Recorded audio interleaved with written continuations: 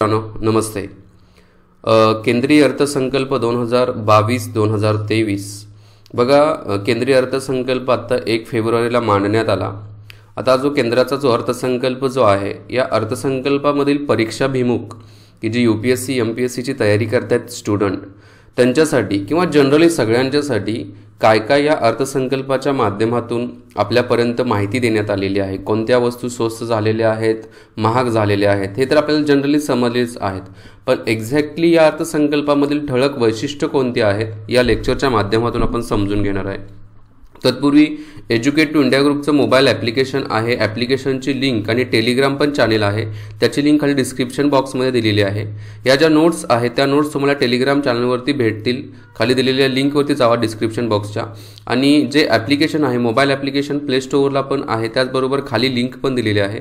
कंबाईनचे courses UPSCसाठी, MPSCसाठी NCERTचा जो best courses आहेत, सगळ्यात NCERT मी कव्हर केलेले आहेत, मराठीतून शिकवलेले आहेत. सो त्या सर्व ज्या नोट्स वगैरे, लेक्चर्स वगैरे आहेत ते तुम्हाला तिथं भेटून जातील. आणि भरपूर अशा फ्री व्हिडिओज आहेत, त्या पण फ्री व्हिडिओ आपण तुम्ही या ॲप्लिकेशनमध्ये बघू शकता. तर चला आपण चालू करूया पहिल्या मुद्द्यापासून. बघा, आता जो अर्थसंकल्प जो मांडला जातो, भारताचा जो अर्थसंकल्प मांडला जातो, हा अर्थसंकल्प भारताचे जे काही अर्थ मंत्रालय जे आहे, या अर्थ मंत्रालयातील अर्थमंत्री निर्मला सीतारामन यांच्यामार्फत मांडण्यात आलेले आहेत. जनरली जे देशाचे अर्थमंत्री असतात त्यांच्यामार्फत हा अर्थसंकल्प मांडला जातो. आणि हा जो अर्थसंकल्प जो आहे, याचा उल्लेख भारतीय संविधानामधील कलम 112 मध्ये करण्यात आलेला आहे. बट तिथं अर्थसंकल्प हा शब्द वापरण्यात आलेला नाही आहे. तिथं कोणता शब्द वापरलेला आहे तर annual financial statement. Annual financial statement म्हटलं जातं किंवा वार्षिकी वित्तीय विवरणपत्र या शब्दाचा उल्लेख करण्यात आलेला आहे. पहिलाच पॉईंट आपल्याला क्लिअर कट समजला की भारताचा अर्थसंकल्प, याच्यामध्ये अर्थसंकल्प जो शब्द आहे हा भारताच्या घटनेमध्ये मेन्शन केलेला नाही आहे. बघा, आता हा जो अर्थसंकल्प आहे 2022-23चा, हा 2 भागांच्या मध्ये मांडण्यात आलेला आहे. भाग अ आणि भाग ब, दोन्ही पण भाग आपण बघणार आहोत. एकदम व्यवस्थित माहिती घेणार आहोत याच्यामध्ये.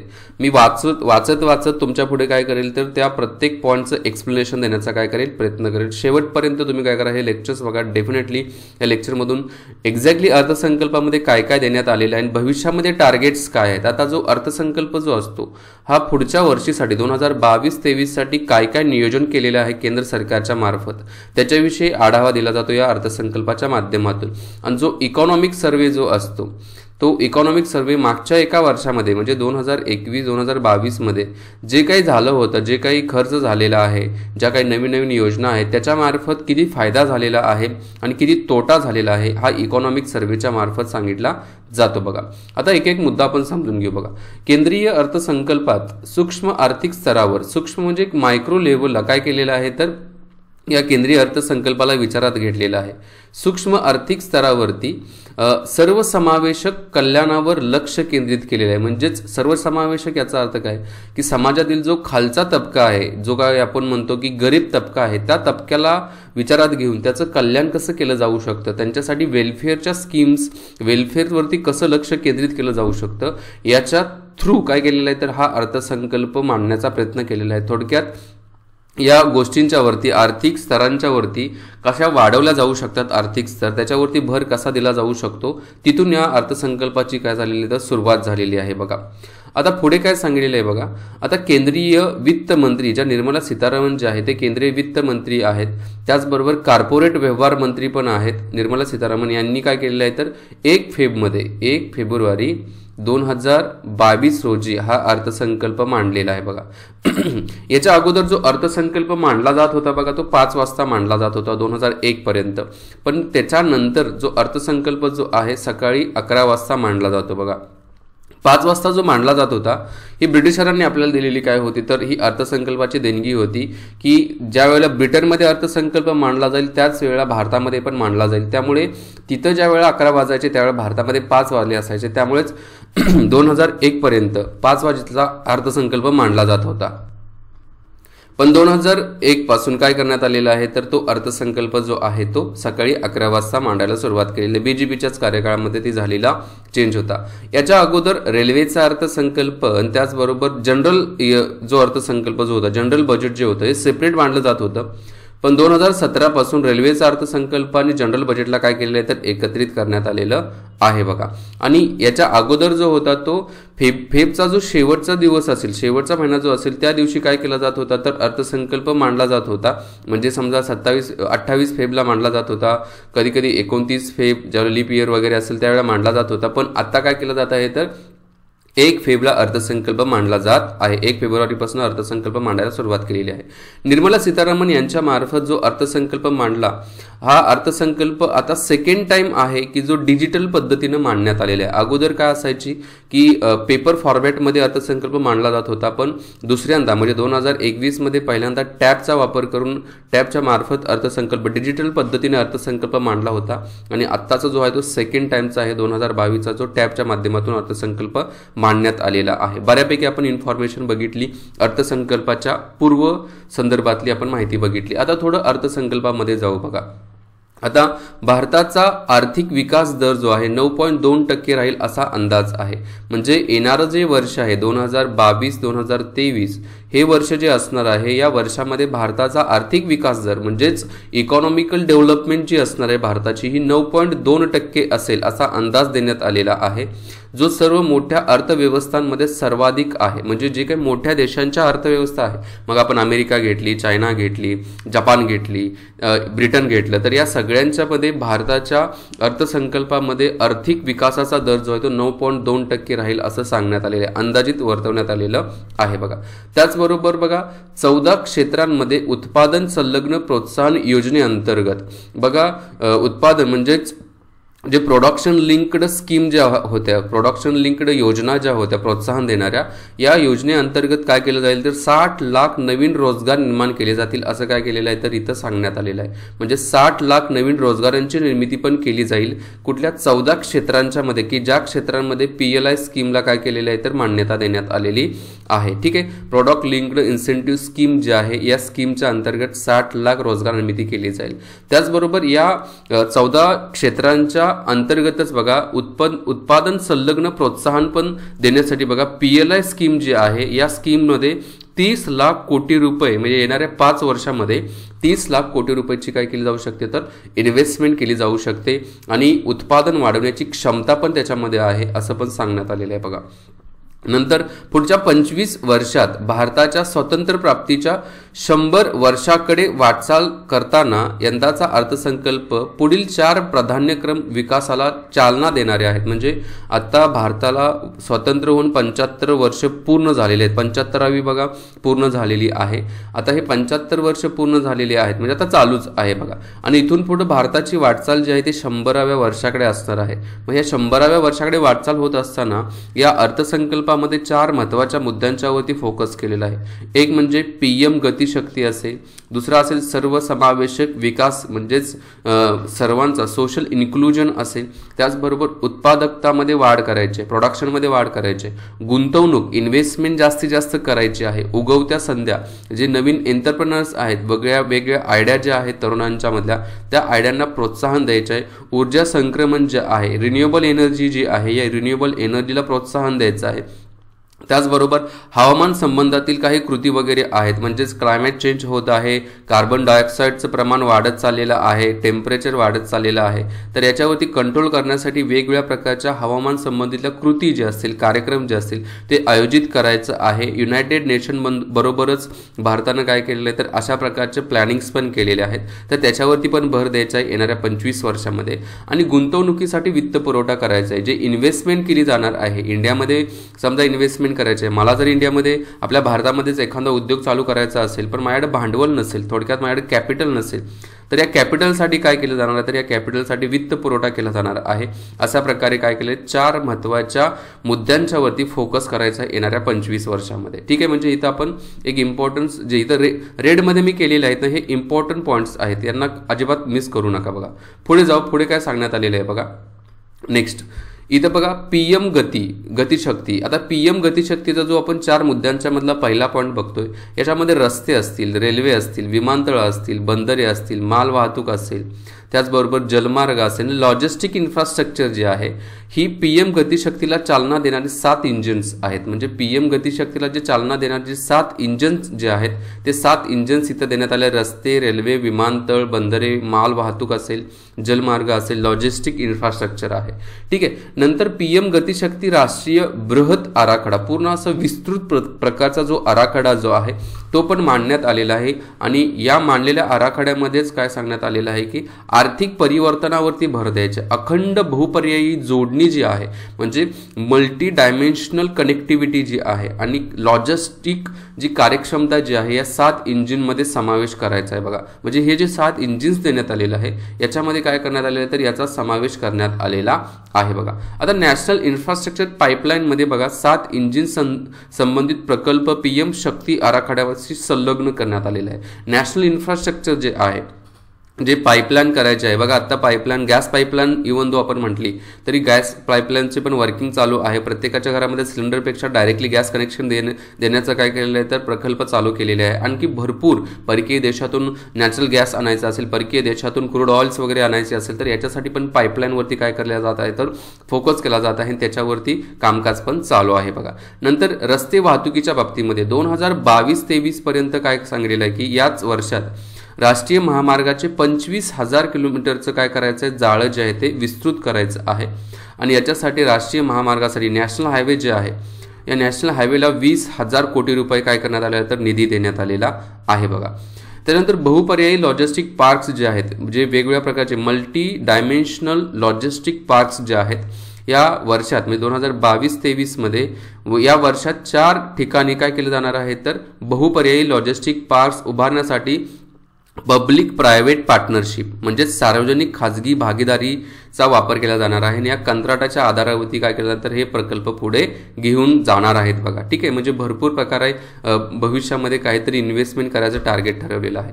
रेल्वेच्या बाबतीमध्ये काय सांगितलेलं आहे बघा, रेल्वेच्या बाबतीमध्ये जे स्थानिक व्यावसायिक असतात त्या लोकल भागामधील व्यावसायिक असतील किंवा काही पुरवठा शृंखला जे आहेत पुरवठा करणारी जी चेन असेल तर त्यांना मदत करण्यासाठी एक स्थानक एक उत्पादन संकल्पना म्हणजे एक स्थानक एक उत्पादन संकल्पना याचा अर्थ समजा पुणे रेल्वे स्थानक आहे तिथं काही पुरवठा शृंखला असतील म्हणजेच जे काही सप्लाय चेन असेल किंवा जे काही व्यावसायिक असतील स्थानिक व्यावसायिक असतील त्यांचे काहीतरी प्रकल्प असतील की जेवणाच्या बाबतीमध्ये काही आयडियाज वगैरे असतील तर त्या एक स्थानक एक उत्पादन संकल्पना जी आहे त्या संकल्पनेला काय केलं जाणार तर प्रवृत्त केलं जाणार आहे.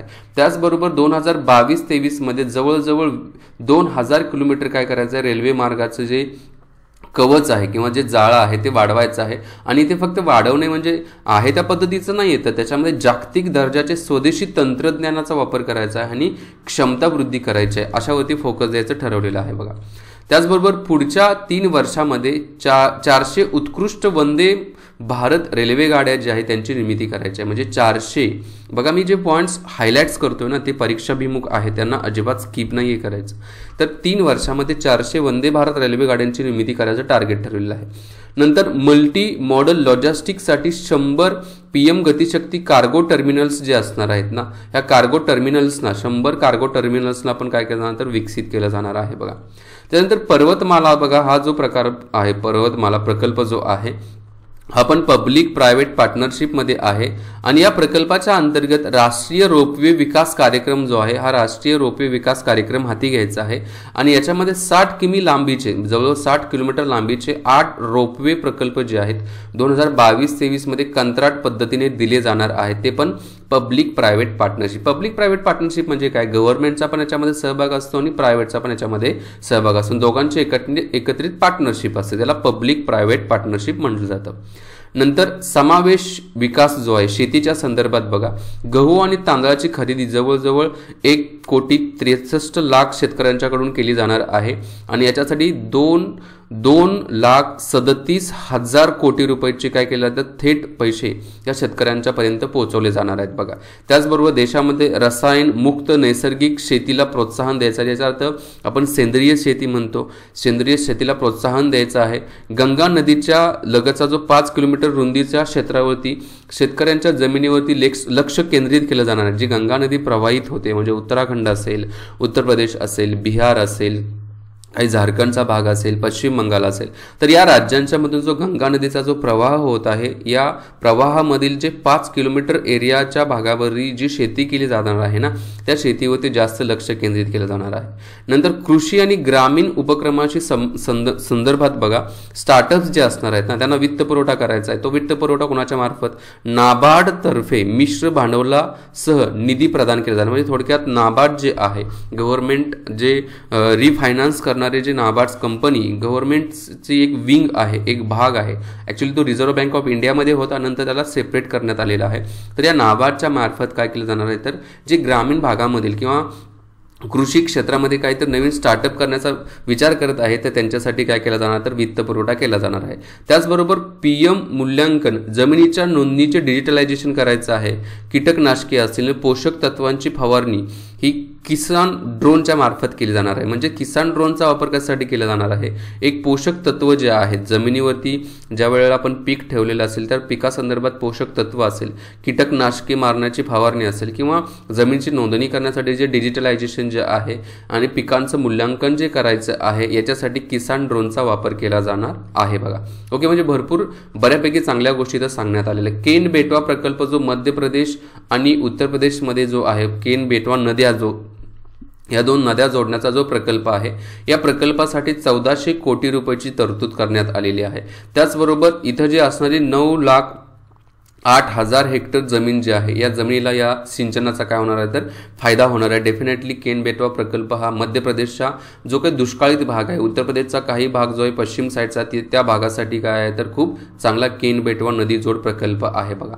नंतर सूक्ष्म, लघु आणि मध्यम उद्योगासाठी बघा, MSME पण भरपूर अशा प्रकारचे काय केलेलं आहे, तर योजनांचा किंवा फंड जो आहे देण्याचा प्रयत्न केलेला आहे. याच्यामध्ये जो उद्यम असेल, ई-श्रम असेल, NCS असेल आणि असीम असेल, हे जे पोर्टल्स आहेत ना, या पोर्टल्सना एकमेकांना जोडलं जाणार आहे, परस्पर जोडलं जाणार आहे असं म्हणण्यात आलेलं आहे. त्याचबरोबर आणखी काय सांगण्यात आलेलं आहे बघा, की 130 लाख MSME आपत्कालीन पतनिधी योजने, म्हणजे ही जी ECLGS ही जी योजना आहे, या अंतर्गत अतिरिक्त पतपुरवठा जो आहे, हा अतिरिक्त पतपुरवठा पण केला जाणार आहे. आणि मार्च 2023 पर्यंत ही पत हमी योजना जी आहे, आपत्कालीन पत हमी योजना, ही काय केलेली आहे, तर वाढवण्यात आलेली आहे. ही मुदतवाढ देण्यात आलेली आहे. त्याचबरोबर आपत्कालीन पत हमी योजनेअंतर्गत बघा 50,000 कोटी रुपयांनी वाढवून 5 लाख कोटी रुपयेपर्यंत काय केलेलं आहे, तर हा निधी जो आहे, हा निधी देण्यात आलेला आहे बघा. सूक्ष्म आणि लघु उद्योगांसाठी बघा असलेले पत हमी ट्रस्ट जे आहेत बघा, ज्या ट्रस्टची स्थापना केलेली आहे, या ट्रस्टच्या अंतर्गतच बघा सूक्ष्म आणि लघु उद्योगांना 2 लाख कोटी एवढा अतिरिक्त पतपुरवठा केला जाणार आहे. आकडेवारी लक्षात ठेवायचं नाही, पण नक्की एक्झॅक्टली काय केले, कारण तुमची जर एखादी MSMEची कंपनी असेल आणि त्यांना जर हे मुद्दे माहीत नसतील तर प्रॉब्लेम होऊ शकतो. त्यामुळे हे मुद्दे आपल्याला माहिती पाहिजे. नंतर 6,000 कोटी रुपयांच्या खर्चासह MSMEची कामगिरी वाढवायची आहे आणि वेगवान करायची आहे, असा पण इथं फोकस करण्यात आलेला आहे बघा. नंतर कौशल्य विकासावरती पण काय केलेलं आहे, तर फोकस केलेलं आहे. Digital ecosystem for the skilling and livelihood, म्हणजे देश स्टक ई पोर्टल जे आहे सुरू करण्यात येणार आहे बघा. आणि याच्यामार्फत जेणेकरून जे भारतातील नागरिक जे आहेत, या भारतातील नागरिकांना जे ऑनलाईन प्रशिक्षण, कौशल्य त्याचबरोबर पुन्हा मिळवण्यासाठी किंवा वाढवण्यासाठी सक्षम बनवण्याचे आहे, याच्यावरती फोकस करण्यात आलेला आहे बघा. नंतर हा जो ड्रोन शक्ती आणि ड्रोन एज ए सर्व्हिस साठी पण स्टार्टअप्सना काय करायचं आहे, प्रोत्साहन द्यायचं. ड्रोन खूप महत्त्वाचा रोल प्ले करत आहे बघा. आजकाल आपल्याला वेगवेगळ्या ठिकाणी जरी लक्ष ठेवायचं असेल तर ड्रोनचा रोल पण खूप इम्पॉर्टंट आहे बघा. ओके, आणि त्यामुळेच किसान ड्रोन नावाचा प्रकार पण चालू करण्यात आलेला आहे. नेक्स्ट जो आहे शिक्षणाच्या बाबतीमध्ये बघा, प्रधानमंत्री ई विद्या चा 1+1 TV चॅनल जो आहे कार्यक्रम 200 TV चॅनलपर्यंत वाढवला जाणार आहे बघा. म्हणजेच प्रधानमंत्री ई विद्या 1+ TV चॅनल जो आहे तो हा चालू केला जाणार आहे, शिक्षणासंदर्भात आहे. त्याचबरोबर महत्त्वपूर्ण विचार कौशल्य असेल, त्याचबरोबर हुबेहूब शैक्षणिक वातावरणाला चालना देण्यासाठी आभासी म्हणजेच व्हर्च्युअल प्रयोगशाळा ज्या असणार, व्हर्च्युअल प्रॅक्टिकल लॅब्स ज्या असणार आहेत, त्याचबरोबर कौशल्य ई लॅब्स ज्या आहेत, स्किल संदर्भातल्या ई लॅब्स ज्या असणार आहेत, त्यांची पण काय केली जाणार आहे तर स्थापना केली जाणार आहे। नंतर डिजिटल शिक्षणाद्वारे वितरणासाठी उच्च दर्जाची ई सामग्री विकसित केली जाणार आहे। म्हणजेच डिजिटल शिक्षक जे आहेत, आता शिक्षक शिकवत आहेत, मी जसं शिकवतोय तसं नाही, तर जे गव्हर्नमेंट शिक्षक आहेत त्यांना पण एक डिजिटलायझेशनची सवय लागणं गरजेचं आहे। मग ऑनलाईन पद्धतीने डिजिटल बोर्डच्या माध्यमातून किंवा मी जे आता शिकवत आहे पेन टॅबच्या माध्यमातून पण त्यांना शिकवता आलं पाहिजे। तर हा जो उच्च दर्जाची जी ई सामग्री जी आहे तर ही ई सामग्री पण विकसित करण्यावरती भर द्यायचा आहे असं सांगण्यात आलेलं आहे बघा। नंतर वैयक्तिक बाबतीमध्ये शिक्षण अनुभवास जागतिक दर्जाच्या बघा दर्जेदार सार्वत्रिक शिक्षणासाठी डिजिटल विद्यापीठांची पण स्थापना केली जाणार आहे। बघा किती ऑनलाईन पद्धतीच्या एज्युकेशनला प्रमोट करायचं ठरवलेलं आहे, कारण ऑनलाईन पद्धत आता खूप म्हणजे गरजेची आहे, कारण कोरोनाच्या कार्यकाळामध्ये आपल्याला याचा परिपूर काय आलेला तर अनुभव आलेला आहे। हे शिक्षणाच्या बाबतीमध्ये झालं। आरोग्याच्या बाबतीमध्ये राष्ट्रीय डिजिटल आरोग्य परिसंस्था विकसित करण्यावरती काय केलं फोकस केलेलं आहे, आणि त्याच्यासाठी एकच खुलं व्यासपीठ असेल असे तर काय केलं ते सांगण्यात आलेलं आहे बघा। नंतर दर्जेदार मानसिक आरोग्य समुपदेशन आणि काळजी सेवांसाठी राष्ट्रीय टेली मानसिक आरोग्य कार्यक्रम जो आहे तो कार्यक्रम काय करायचा आहे तर चालू करायचा आहे असं पण इथं सांगण्यात आलेलं आहे बघा। आरोग्याच्या बाबतीमध्ये पण भरपूर फोकस देण्यात आलेला आहे बघा। नंतर NIMHANS म्हणजे निम्सन ही एक नोडल एजन्सी केंद्राची आणि international institute of information technology बेंगलोरला ही स्थापन करून याच्या मार्फत बघा ऑलरेडी आहे त्याच्यामध्ये आणखी वाढ करून तंत्रज्ञान सहाय्य प्रदान करून उत्कृष्टतेच्या 23 टेली मानसिक आरोग्य केंद्राचे नेटवर्क स्थापित केले जाणार। टेली मानसिक म्हणजे काय, लोकांची मानसिकता हलते, ही मानसिकता जर आपल्याला हललेली असेल किंवा मानसिक संतुलन बिघडलेलं असेल तर त्यांना काय करायचं आहे तर एक ऑनलाईन पद्धतीने गायडन्स करायचं आहे, त्यांचं काउन्सिलिंग करायचं आहे। त्याच्यासाठी निमहास हे काय करण्यात आलेले तर चालू करण्यात आलेले आहे बघा। नंतर सक्षम अंगणवाडीसाठी पण बघा मिशन शक्ती असेल, मिशन वात्सल्य असेल, सक्षम अंगणवाडी असेल आणि पोषण 2.0 द्वारे महिला आणि मुलांना एकात्मिक लाभ जो आहे हा एकात्मिक लाभ द्यायचा आहे बघा। नंतर 2 लाख अंगणवाड्या सक्षम अंगणवाड्यांमध्ये अद्ययावत केल्या जातील बघा। आत्ताच्या 2 लाख अंगणवाड्या ज्या आहेत अद्ययावत केल्या जातील म्हणजे काय, एक मॉडर्नायझेशन केलं जाईल त्याच्यामध्ये, त्याचबरोबर आधुनिक टेक्नॉलॉजीला पण तिथं त्यांच्यापर्यंत पोहोचवलं जाईल बघा। प्रत्येक घरी नळाद्वारे पाणी पुरवठा, हर घर जल योजना जी आहे, नल से जल ही एक योजना जी आहे, या योजनेअंतर्गत 2022-23 पर्यंत म्हणजेच या कार्यकाळामध्ये 3.8 कोटी कुटुंबांना पाणी पुरवठा करण्यासाठी 60,000 कोटीची तरतूद करण्यात आलेली आहे बघा। म्हणजे प्रत्येकाच्या घरामध्ये नळानं पाणी जाणं पण इम्पॉर्टंट आहे, त्याच्यावरती पण इथं फोकस देण्यात आलेला आहे बघा। नेक्स्ट जे आहे ते सर्वांसाठी आवास बघा। सर्वांसाठी आवास जे आहे प्रधानमंत्री आवास योजनेअंतर्गत 2022-23 मध्ये 80 लाख घरे पूर्ण करण्यासाठी 48 कोटी रुपयाची काय करण्यात आले तर तरतूद करण्यात आलेली आहे। किती 48,000 कोटी रुपये 48,000 कोटी 80 लाख घरांच्यासाठी 2022-23 मध्ये प्रधानमंत्री आवास योजनेअंतर्गत केली जाणार आहे बघा। नंतर जी ईशान्येकडील प्रदेशासाठी प्रधानमंत्री विकास उपक्रम जो आहे, ईशान्येकडील म्हणजे काय, जो आपला नॉर्थ ईस्ट साईडचा जो भाग आहे म्हणजे आसाम, मेघालय, नागालँड असेल, अरुणाचल प्रदेश असेल, तर या भागासाठी बघा ईशान्येकडील प्रदेशात पायाभूत सुविधा देणं गरजेचे आहेत। सामाजिक विकास असेल, या विकासाचे प्रकल्प असेल त्यांच्यासाठी निधी देण्यासाठी प्रधानमंत्री देव इन ही नवी योजना जी आहे ही चालू केली आहे। विचारलं जाऊ शकतं प्रधानमंत्री देव इन योजना जी आहे ही कोणा संदर्भात आहे तर ईशान्येकडील राज्यांच्या सामाजिक त्याचबरोबर पायाभूत सुविधा देण्यासाठी, सामाजिक विकास करायचा आहे, पायाभूत सुविधा द्यायचा आहे त्याच्या संदर्भात आहे बघा। नंतर या योजनेअंतर्गत युवक आणि महिलांच्यासाठी उपजीविका उपक्रम सक्षम करण्यासाठी 1,500 कोटी रुपयांचा एक प्रारंभिक तरतूद, म्हणजे उपजीविकेचे जे उपक्रम आहेत, वेगवेगळ्या प्रकारचे उपक्रम आहेत, ते उपक्रम राबवण्यासाठी 1,500 कोटी रुपये दिले जाणार आहेत बघा। त्यानंतर चैतन्यपूर्ण गावे कार्यक्रम, जे गावं असतील त्यांना काय करायचं आहे, एक विरळ लोकसंख्या असणारी गावं असतील, मर्यादित संपर्क आहे आणि उत्तर सीमेवरील पायाभूत सुविधा असलेली सीमावर्ती गावांच्या विकासासाठी व्हायब्रंट विलेज प्रोग्राम बघा। कुठला व्हायब्रंट विलेज प्रोग्राम अर्थात चैतन्यमय गावे कार्यक्रम हाती घेण्यात आलेला आहे बघा। कुणासाठी आहे चैतन्यमय गावे कार्यक्रम, व्हायब्रंट विलेज प्रोग्राम, जे उत्तर सीमेवरतील जी गावं वगैरे असतील म्हणजे जम्मू काश्मीरच्या भागामधील असतील पंजाबच्या भागामधील असतील, जे उत्तरेकडील राज्य जे आहेत त्या सीमावर्ती भागांच्यावरती जी गावं आहेत त्यांचा एक लोकसंख्या विरळ असेल आणि मर्यादित संपर्क असेल तर त्यांच्यासाठी चैतन्यमय गावे कार्यक्रम हाती घेण्यात आलेला आहे बघा.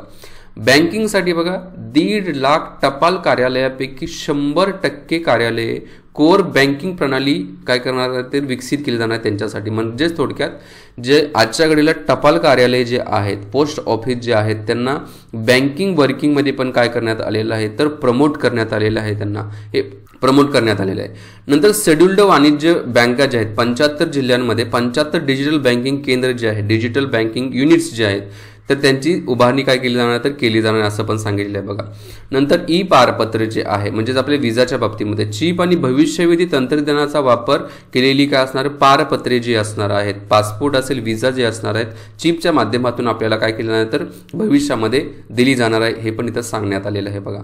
नेक्स्ट जे आहे शहरी नियोजनाच्या बाबतीमध्ये काय बघा, बांधकाम उपनियम असेल, शहर नियोजन योजना असेल, त्याचबरोबर संक्रमणाभिमुख विकास असेल, यांचे आधुनिकीकरण होणार आणि शहरी भाग हा ई वाहनाच्या चार्जिंग केंद्रांचे कार्यक्षमता वाढवण्यासाठी बॅटरी अदलाबदल योजना पण सुरू करण्यात येणार आहे. म्हणजे थोडक्यात आता इलेक्ट्रिकल व्हेकलचा वापर केला जाणार आहे. आता इलेक्ट्रिकल व्हेकल असतील त्याचबरोबर हायब्रिड व्हेकल असतील तर यांच्यासाठी काय पाहिजे तर चार्जिंग स्टेशन असणं गरजेचं आहे. जसं CNG स्टेशन गरजेचे आहेत तसेच चार्जिंग स्टेशन्स गरजेचे आहेत. मग हे चार्जिंग स्टेशन काय करायचे आहे तर वाढवायचे आहे, त्याच्यावरती भर द्यायचा शहरी भागामध्ये. त्याचबरोबर शहर नियोजन योजना जी आहे TPS योजना जी आहे, टाउन प्लॅनिंग जी स्कीम आहे, त्याचबरोबर संक्रमणभिमुख विकास असेल तर डेव्हलपमेंटवरती जो आहे ओव्हरऑल डेव्हलपमेंट टाउन जी ओव्हरऑल डेव्हलपमेंट जे आहे याच्यावरती फोकस करून त्याच्यामध्ये एक आधुनिकीकरण एक मॉडर्न टेक्नॉलॉजीचा पण वापर केला जाणार आहे. नंतर भूमी अभिलेख व्यवस्थापन, भूमी अभिलेखाच्या माहिती तंत्रज्ञान आणि बघा आधारित व्यवस्थापनासाठी प्रत्येक भूखंडाला विशिष्ट ओळख क्रमांक दिला जाणार आहे. म्हणजे भूमी अभिलेखन व्यवस्थापनामध्ये समजा माझी जमीन X आहे तर त्याला X असा क्रमांक असेल, म्हणजे 1153 असा क्रमांक असेल तर असे एक विशिष्ट ओळख क्रमांक जो आहे हा दिला जाणार असं म्हणण्यात आलेलं आहे बघा. नंतर कंपनी बंद करण्यासाठीची प्रक्रिया वेगवान करणार. बघा काही कंपन्या ज्या असतात लॉसमध्ये असतात पण त्या बंद होत नाही, तर ह्या कंपन्यांना पटकन बंद करण्याची प्रक्रिया जी आहे ती चालू केली जाणार आहे बघा. नंतर AVGC प्रोत्साहन कृती दल जे आहे म्हणजे ॲनिमेशन असेल, व्हर्च्युअल इफेक्ट्स असेल, गेमिंग असेल आणि कॉमिक जे उद्योगातील संपूर्ण क्षमता वापरता यावी यासाठी प्रोत्साहन द्यायचं. म्हणजे जे ॲनिमेशन असेल म्हणजे आपण जे ॲनिमेशन करतो, ज्या ॲनिमेशनच्या व्हिडिओज वगैरे असतील, व्हर्च्युअल इफेक्ट्स असतील, वेगवेगळ्या प्रकारचे इफेक्ट्स असतील, गेम्स वगैरे असतील, त्याचबरोबर कॉमिक्स वगैरे असतील तर याच्यावरती पण काय करायचं फोकस करायचं आहे, संपूर्ण क्षमता वाढवायची आहे. त्याच्यासाठी एक वेगळं कृती दल वर्किंग कमिटी जी आहे ती स्थापन केली जाणार आहे बघा. नंतर दूरसंचार क्षेत्र जे आहे, दूरसंचार क्षेत्राला PLI योजनेअंतर्गत 5G सेवांना पूरक परिसंस्था उभारण्यासाठी संरचना आधारित उत्पादनाची योजना सुरू करणार आहेत. म्हणजे 5G जे आहे जे 4G पेक्षा कितीतरी पटीचं स्पीड जे असणारे इंटरनेट जे आहे हे PLI प्रोडक्ट लिंक्ड इन्सेंटिव्ह स्कीममध्ये काय केलं जाणार आहे तर ॲड केलं जाणार आहे. ठीक आहे, तर हे दूरसंचार क्षेत्राच्या संदर्भात इथं मुद्दे देण्यात आलेले आहे. नंतर पुढे नेक्स्टमध्ये काय देण्यात आलेलं आहे बघा. आता निर्यात प्रोत्साहन बघा, निर्यात प्रोत्साहनमध्ये विशेष आर्थिक क्षेत्र जे आहे स्पेशल इकॉनॉमिक झोन जो आहे याच्या संदर्भातला कायदा बदलून त्याऐवजी नवीन कायदा आणला जाणार आहे बघा. म्हणजे सेजचा जो कायदा आहे हा सेजचा कायदा बदलून त्याच्या जागी दुसरा कायदा आणला जाणार आहे आणि त्यामुळे व्यवसाय आणि सेवा केंद्रांच्या विकासाला काय मिळणार आहे तर एक प्रकारे चांगली चालना मिळणार आहे आणि राज्यांना पण त्याच्या संदर्भात भागीदारी दिली जाणार आहे बघा. नंतर संरक्षण क्षेत्रामध्ये बघा 2022-23 मध्ये स्वदेशी उत्पादनासाठी 68% भांडवल जे आहे या भांडवल संपादनाची तरतूद करण्यात आलेली आहे. त्याचबरोबर 2021-22 मध्ये 58% जे होतं ते किती टक्के करण्यात आले 68%, म्हणजे जवळजवळ 10% काय करण्यात आलेलं तर ते वाढवण्यात आलेलं आहे बघा. आता संरक्षण संशोधन व विकासाचे क्षेत्र शैक्षणिक क्षेत्र असेल, उद्योग असेल, स्टार्टअप्स असेल यांच्यासाठी खुलं केलं जाणार आहे. म्हणजे जे काही रिसर्च अँड डेव्हलपमेंट जे आहे हे रिसर्च अँड डेव्हलपमेंट शैक्षणिक क्षेत्र, उद्योग, स्टार्टअप जे आहेत त्यांच्यासाठीच काय केलं जाणार तर खुलं केलं जाणार आहे. त्याचबरोबर चाचणी म्हणजे जी टेस्ट केली जाते बघा, त्याचबरोबर प्रमाणीकरणासाठी एक स्वतंत्र संस्था स्थापन केली जाणार आहे बघा. म्हणजे जे काही ॲथोरायझेशन्स असेल, टेस्टिंग्स वगैरे असते, तर त्याच्यासाठी एक वेगळी इन्स्टिट्यूट जी आहे या इन्स्टिट्यूटची स्थापना केली जाणार आहे. नंतर नवोदय संधी, सनराईज संधी जी आहे याच्यामध्ये कृत्रिम बुद्धिमत्ता असेल म्हणजे रोबोटिक्सच्या बाबतीमध्ये आहे, जिओस्पेशियल्स असेल, भू अवकाशीय असेल, यंत्रणा असेल, ड्रोन्स असतील, सेमीकंडक्टर्स असतील व त्याचे परिसंस्था असतील, अवकाश अर्थव्यवस्था असेल, नंतर जेनोमिक्स असेल, औषध निर्माण असेल, हरित ऊर्जा असेल, नंतर स्वच्छ वाहतूक यंत्रणा असेल, असे जे एक नवीन उद्योग जे आहेत वेगवेगळ्या प्रकारचे रिसर्चवरती असणारे, त्याचबरोबर काहीतरी वेगवेगळ्या प्रकारच्या आयडिया असणारे या क्षेत्राच्या संशोधनासाठी व विकासासाठी सरकार काय करणार आहे तर योगदान देणार आहे हे पण सांगण्यात आलेलं आहे. आता ऊर्जा परिवर्तन आणि हवामान संदर्भातल्या काही कृती काय काय आहेत बघा इथं. एक म्हणजे उत्पादन आधारित प्रोत्साहन योजनेअंतर्गत उच्च क्षमतेचे सौर मॉडेल जे आहे, सोलार एनर्जीचं मॉडेल जे आहे, उत्पादनासाठी 19,500 कोटीची काय केलेली आहे तर तरतूद करण्यात आलेली आहे आणि 2030 पर्यंत 280 गीगावॅट सोलार एनर्जी काय करायची आहे तर तयार करायची असं टार्गेट ठरवण्यात आलेलं आहे बघा. नंतर औष्णिक विद्युत कारखान्यांसाठी 5 ते 7% बायोमास जे प्लांट्स वगैरे आहेत तर त्यांना काय करायचं प्रोत्साहित करायचं आहे. प्रतिवर्षी 38 MMT जे आहे कार्बन वायू उत्सर्जनाचं प्रमाण जे आहे ते कमी करायचं आहे. मिलियन मेट्रिक टन जो कार्बन वायू जो बाहेर टाकला जात आहे त्याला कमी करायचा आहे. नंतर शेतकऱ्यांना वाढीव उत्पादन म्हणजे उत्पन्न आणि स्थानिकांना रोजगाराच्या संधी उपलब्ध करून द्यायचं आहे. शेत जमिनीवरील पिकांचे दाट जे जाळे कमी जे आहे, थोडक्यात काय करायचं आहे की जेव्हा शेतीचं कामकाज झाल्यानंतर जो पालापाचोळा असतो तो जाळला जातो तर तो कमी करण्यासाठी वेगवेगळ्या प्रकारच्या तंत्रज्ञानाचा पण वापर करायचा आहे. नंतर उद्योगांच्यासाठी बघा कोळशाचे रसायनामध्ये काय करायचं आहे तर कोळसा जो आहे रसायनामध्ये रूपांतर करून कोळशाचं गॅसिफिकेशन करण्यासाठी 4 पथदर्शी प्रकल्पांची उभारणी पण करायचं आहे. हे पण टार्गेट ठरवण्यात आलेलं आहे बघा. नंतर शेत परिसर वनीकरण जो आहे ॲग्रो फॉरेस्ट्री जे आहे ह्या कामासाठी इच्छुकणारे जे अनुसूचित जाती अनुसूचित जमातींसाठी काय करायचं आहे आर्थिक मदत करण्याचं पण एक टार्गेट जे आहे हे टार्गेट या ठिकाणी देण्यात आलेलं आहे बघा.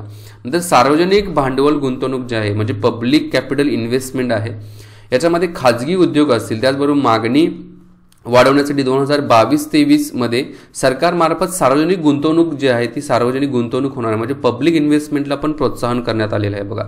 आता सध्याला बघा 5,54,000 कोटीचं भांडवली खर्चाची तरतूद आहे जी 35.4% वाढवून ती किती करण्यात आलेली आहे तर 7,50,000 कोटीपर्यंत नेण्यात आलेली आहे बघा 2022-23 मध्ये.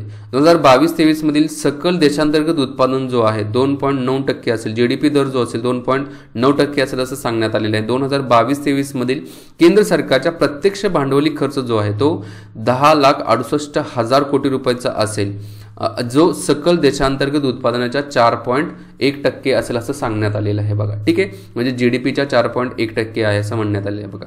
नंतर गिफ्ट IFSC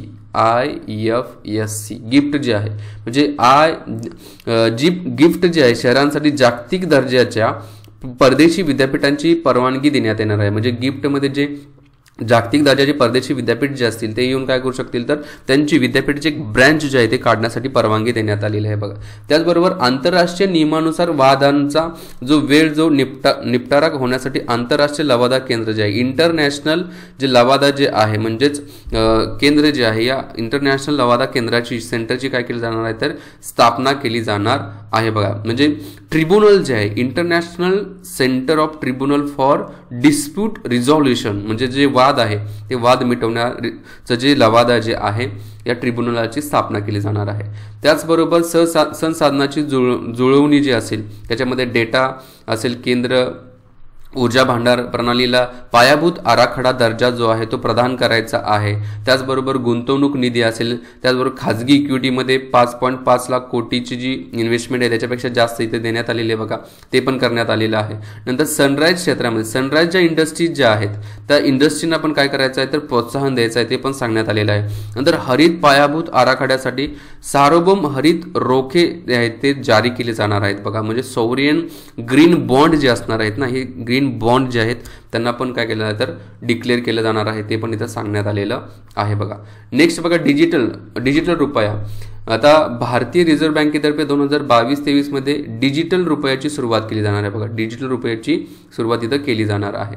नंतर राज्यांना अधिक आर्थिक अवकाश उपलब्ध करून देणार म्हणजे जास्तीत जास्त राज्यांना पण काय भेटला पाहिजे तर फायदा भेटला पाहिजे याच्यावरती पण फोकस केला जाणार आहे। याच्यामध्ये अर्थसंकल्पीय अंदाजपत्रकातील 10,000 कोटीची तरतूद विद्यमान वर्षासाठी सुधारित अंदाजपत्रकात वाढवून 15,000 कोटीची, म्हणजे राज्यांच्यासाठी साधारणतः 10,000 कोटी जे होतं तर ते 15,000 कोटी रुपये राज्यांच्यासाठी दिले जाणार आहे की जे राज्य अधिक आर्थिक अवकाश म्हणजे ज्यांच्याकडे आर्थिक शक्ती कमी आहे, आर्थिक क्षमता कमी, त्यांच्यावरती फोकस केला जाणार आहे।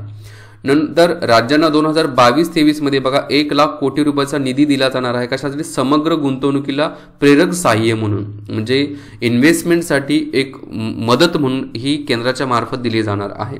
आणि त्याचबरोबर राज्यांना देण्यात येणाऱ्या नेहमीच्या कर्जाव्यतिरिक्त 50 वर्षासाठी व्याजमुक्त कर्ज पण दिलं जाणार आहे। राज्यांना कर्ज पाहिजे असेल केंद्राच्या मार्फत घेतलं जाऊ शकतं आणि या कर्जावरती काय असेल तर 50 वर्ष एक व्याजमुक्त, म्हणजे कोणत्या प्रकारचा व्याज घेतला जाणार नाहीये। त्याचबरोबर 2022-23 मध्ये राज्यांना त्यांच्या सकल राष्ट्रीय उत्पादनाच्या 4% इतकी वित्तीय तूट मंजूर आणि त्यापैकी 0.5% ऊर्जा क्षेत्रातील सुधारणांना काय करायचं आहे तर बांधील करायचं आहे।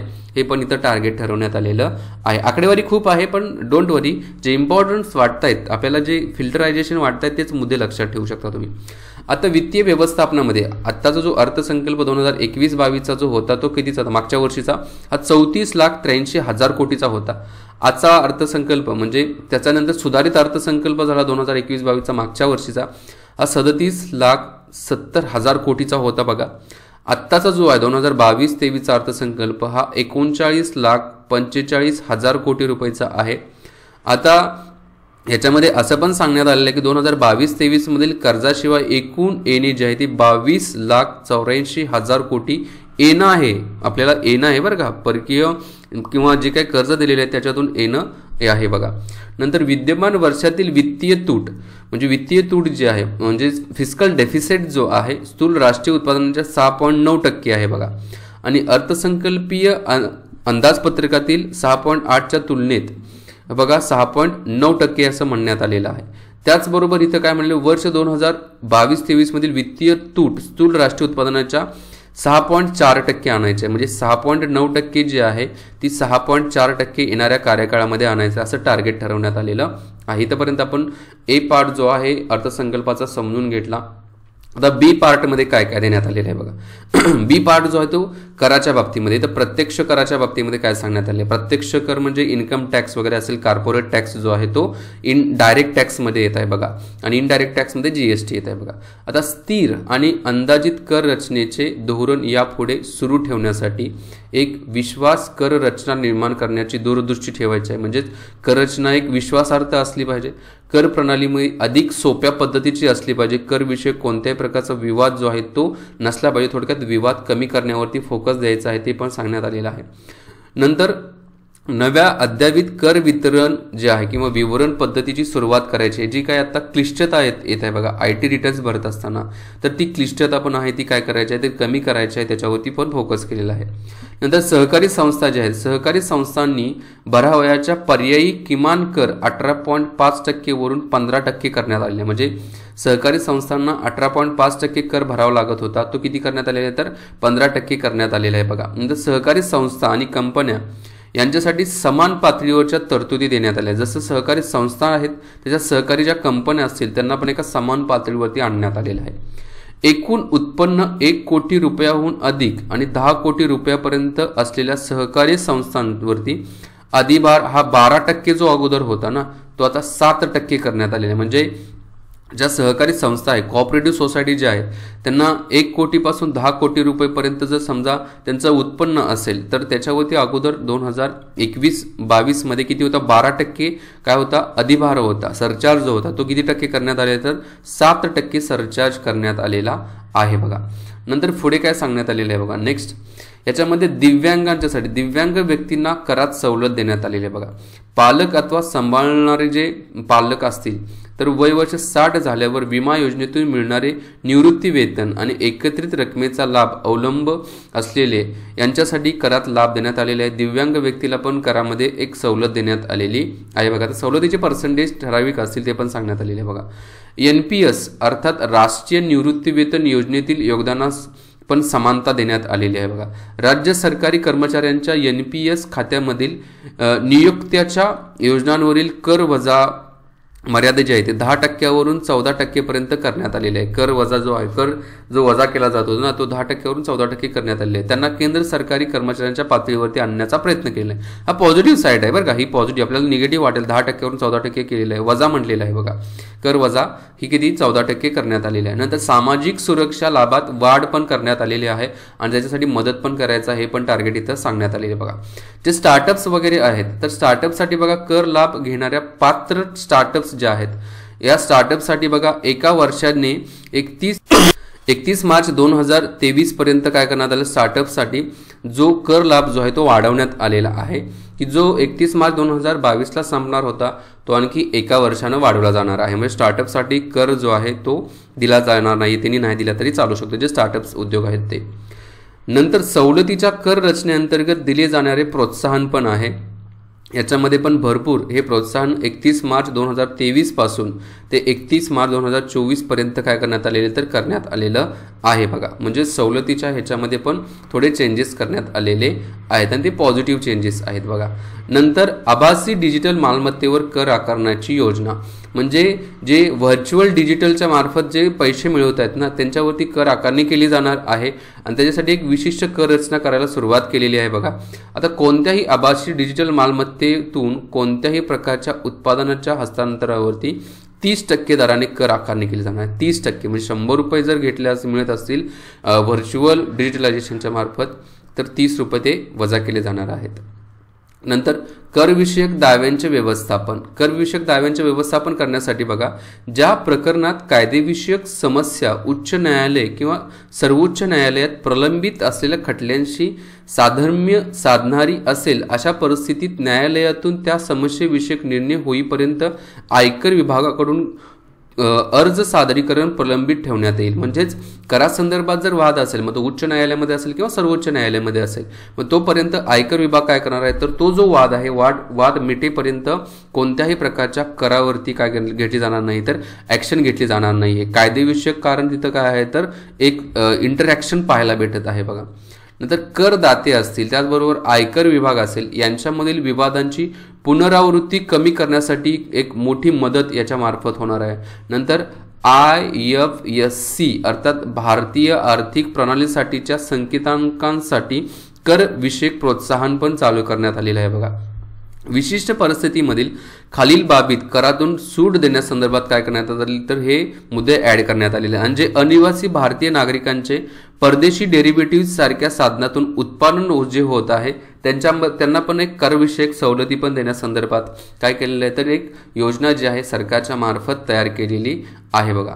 नेक्स्ट अधिभार जो आहे, अधिभार सुसूत्रीकरण करायचं आहे. अधिभार म्हणजे टॅक्स ऑन टॅक्स जो असतो, हा जो आहे तो सुसूत्रीकरण करायचा आहे. ह्याच्यासाठी बघा AOP म्हणजेच करांची अंमलबजावणी करणारी जी संस्था आहे, या संस्थेच्या अधिभार कमाल मर्यादा आहे ती 15% निर्धारित करण्यात आलेली आहे. फक्त हाच मुद्दा महत्त्वाचा आहे.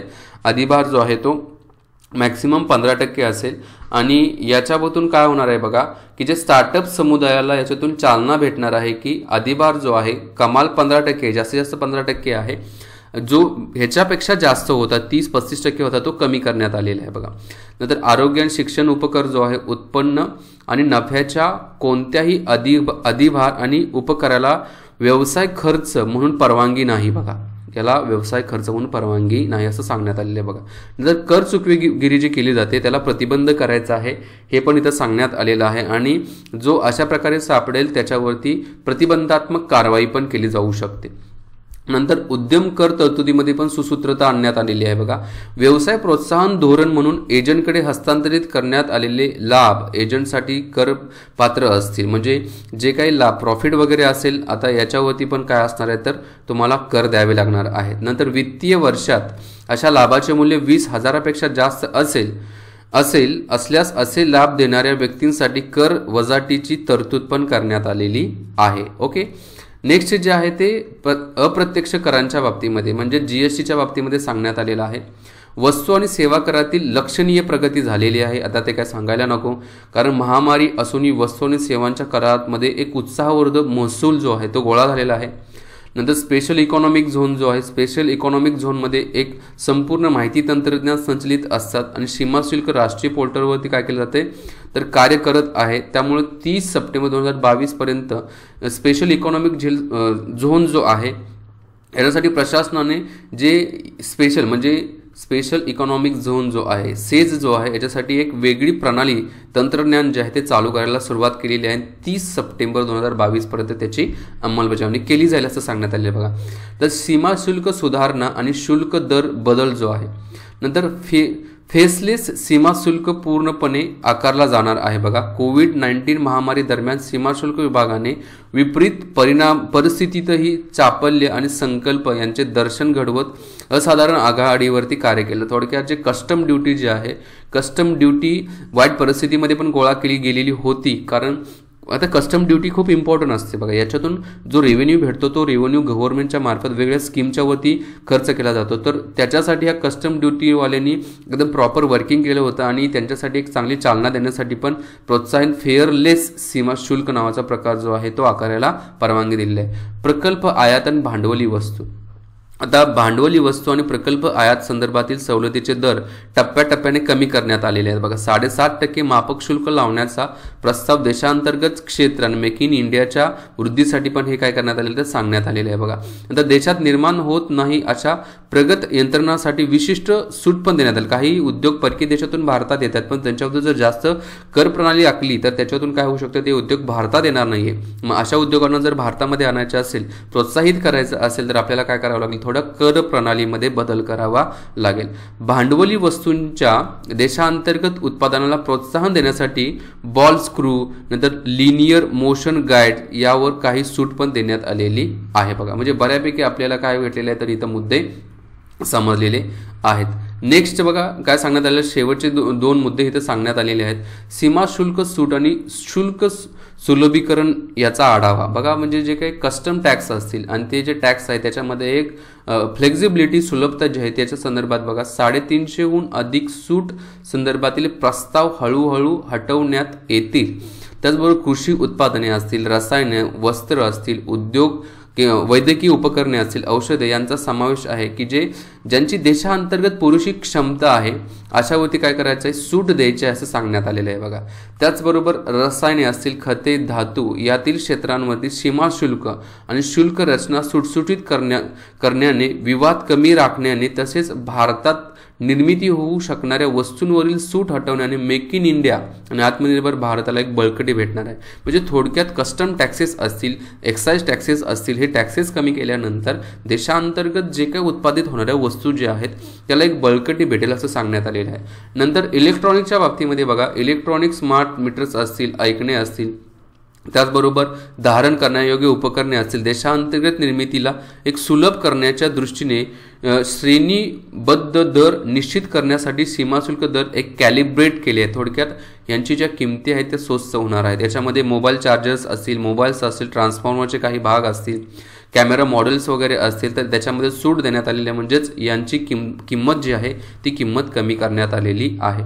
अशा प्रकारे एकदम डिटेलमध्ये आपण हा अर्थसंकल्प बघितलेला आहे, एकदम डिटेल इन्फॉर्मेशन बघितलेली आहे.